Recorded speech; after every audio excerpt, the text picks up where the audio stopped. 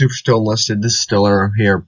We're going to do a official review of the new Burning Sky update that came out yesterday.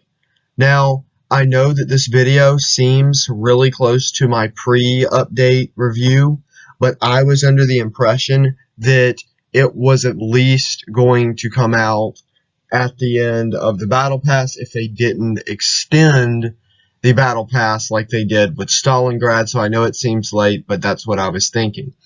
So quickly to lay a couple of things out, there will be a disclaimer, and here it is. So the disclaimer is that I haven't had a chance, nor was I able to use the map or / mission editor. So I will be a little bit biased on my opinions on that. Next, we are going to format this video, the good, the middle, and the bad, just like we did with Stalingrad. This probably won't be as long of a video, but I just wanted to kind of go ahead and lay that out. So without further ado, stay tuned and enjoy. So let's go ahead and start with the goods of this update. So I think the first place I want to start is that the obvious whole weather thing, the little bit better graphics, I am really excited about that. Just from the bit I have played on it, I really think it adds a cool new feeling to the game. It's kind of revitalized the maps a little bit because, we really get bored playing on the same map. So with new, textures and colors, I think it makes it, obviously a little bit new, so people like it more. So yeah, I'm super excited about that. I want to say I've noticed something, and I don't even know if this was in the original, I don't know if they said anything about this, and I don't remember them, but, for whatever reason, it seems like the game's running a little bit better now, so that's a little bit interesting, but super cool. So I'm going to say that's our first good. The weather thing is really cool. I can't wait to see some of the thunderstorms, see some of the other things. Yeah, I know people were kind of concerned about the graphics, but, I think overall it's run pretty well. We've had a couple of bugs and glitches I have noticed from this update. We've had a few, I noticed one glitch where we kept getting, I don't know if it's like a glitch where people are actually doing anything wrong or something's cheating or anything. I just think it's like a glitch where the way it shows kills are a little off. For example, I was laying down behind complete cover and the bunker killed me. So it didn't show anybody. So hopefully they'll get a few of those little lags and glitches and things like that fixed. So there's that.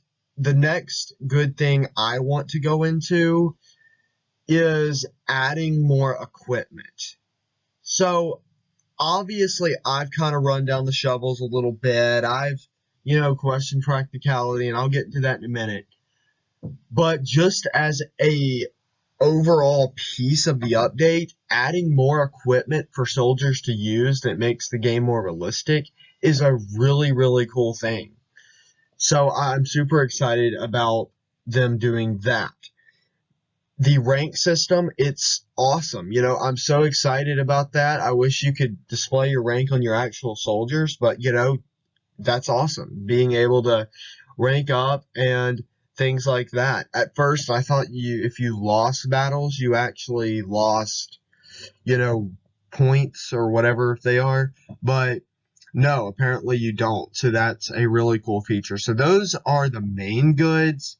I can't really think of anything else. Obviously the little graphical fixes, adding, the better anti-tank guns, something that I've always said is that, even the tanks, you've got to have infantry that can seriously combat tanks. I understand that, if you get a newbie tank, somebody just throws a grenade and it blows it up. But if you get one of those really good tank players, they'll just sit up on a hill and just God mode the whole battle.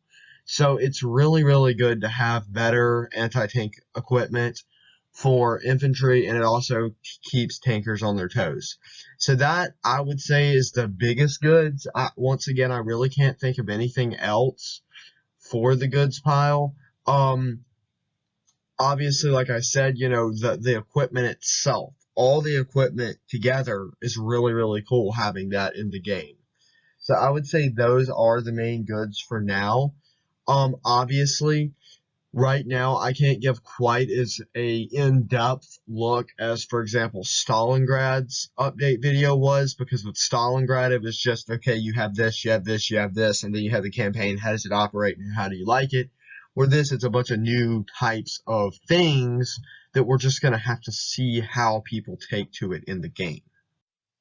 So I want to go ahead and jump into the middle. So the middle is going to be just a, quick summary of some of the things I think could be better. And I'm just going to talk a little bit about the equipment in general that they've added and, just nitpick a couple of things real quick. But overall in this update, I'm very happy to say that there's not a lot of things that, could be better. I mean, overall, they did a pretty good job.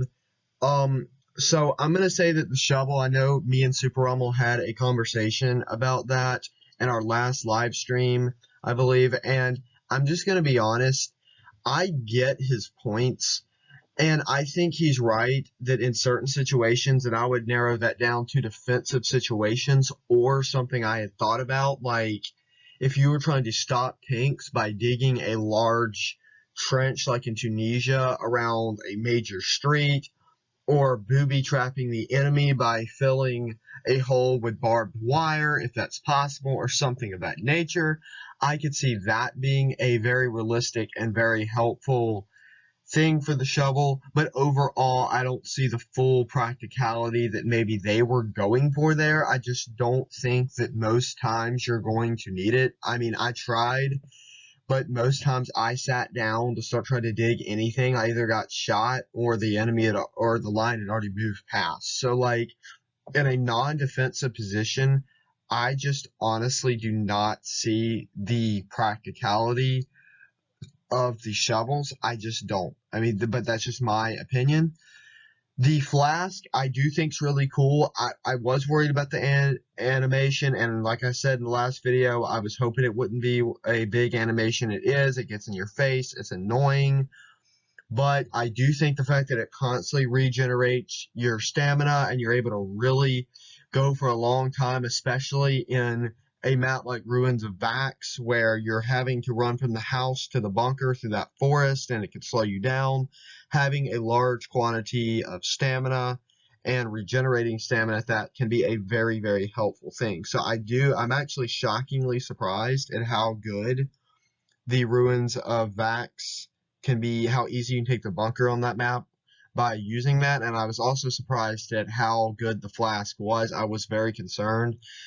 I do think the animation should be a little bit less in the face, but that's why it's in the middle, not in the good, but it's really not a big deal. And I'm very happy about the flask. The binoculars are fine. I don't have a problem with them. Once again, practicality, they're really cool, but practicality, maybe not quite so much. Like, they're cool, but for a practical situation, I don't really know how they're going to help other than looking for snipers, or if it's like a custom match and you're trying to see what all these players are doing or something. So I do think there's a couple of situations, but overall, I think that they're just a cool piece of gear to have, less a super, helpful piece of gear to have. But yeah, that's mainly the middle, except I want to talk about the big one. I want to talk a little bit about the map editor. Now, the map editor, I'm very upset about. Like I said, I'm a little bit biased, but number one, it's not on console. Number two, it's difficult to get to. It's not straight admin listed. So those three things are annoying to me. It's not going to make a big deal.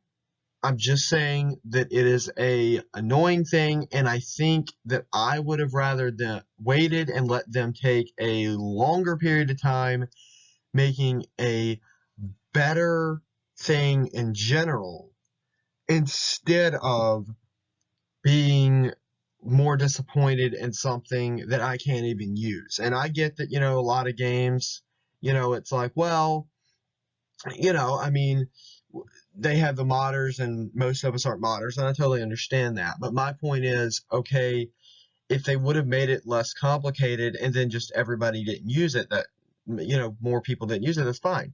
But I mean, for example, when I go to use it and find it, it just starts throwing error codes, and maybe that's just my computer in general.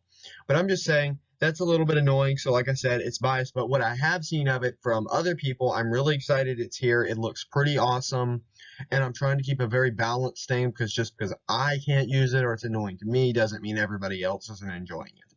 So yes, I'm very excited it's here. I have not looked into the compatibility of mods to the console. I hope they don't like mess that up, or where you can't even play on other players' things, but we will see. I am concerned about that. So yes, that is the middle, and now we're going to move on to the bad. All right, so finally I want to jump into the bads. And the bads are interesting because it's nothing that they added that was in the bads. It's the way they added it.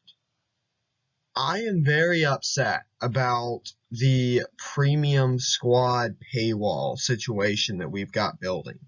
And I do want to say one thing for balanced reasons. We have a lot of premium squads in other campaigns like Normandy, Moscow, and Berlin. So when things like Stalingrad, some of the newer campaigns, when they get premium squads, we tend to all jump up and down. But it's like, well, they're just adding more. But I'm just going to say, for example, some of the squads, like for example, there was a squad, I think it was a Russian squad. I can't remember if it was the Russian Marine squad. It was like $50, $60, one of those two. Yeah, it was $60. And I was just sitting there like, are you serious? That is insane, guys. That is insane. I mean, the enlisted developers cannot lock everything behind a paywall. And if you're gonna lock something behind a paywall, it's gotta be like a $20, $30 paywall, not a $60 paywall. I mean, that is insane. Like, that honestly scares me. Like, why do you guys need that much money from something? Like, is something going on? But I don't know. I mean, that's the bad. To me, the fact that they put a lot of the premium squads and then they locked them behind these highly expensive paywalls, I'm very upset about that. For example, the rocket artillery, in my opinion, I think that you should have had a premium rocket artillery squad and then some type of default rocket artillery squad. I mean, I don't understand how you can do that. I mean, you release that cool of something and then you completely lock it behind a paywall, and then you release all these cool infantry squads and lock them behind these high paywalls. I mean, I don't know. That's my biggest issue. So I just want to say that right there, that's my problem. That's the bads of this update. The paywalls, the high price premium paywalls. I'm not okay with it. I understand having to make money. I understand having passes. I understand having premium squads. But when it's turning into every new squad you release now, more of them are premium than they are non-premium, it's like, are you serious? So yeah, there's the bads. Like I said, to be balanced, they are adding, new premium squads to younger campaigns that have less on it, so that is something to take into account. But I'm just saying that even if you are going to lock it behind a paywall, fine, even though it's annoying, you still shouldn't charge that high of a price. I mean, I can buy an entire enlisted battle pass for a year, and I mean, maybe it's not perfect, but probably for cheaper than I could buy a 5-man machine gun squad for, Moscow. That's just insane. So yeah, guys, I just want to say that that's a little over the top to me, and I think that that should be changed in the future. But anyway, guys, enjoy the update. I'm glad you tuned in, and I will see you in the next one. Like, subscribe, and comment. This is Still Arrow signing out. See you on the battlefield, soldier.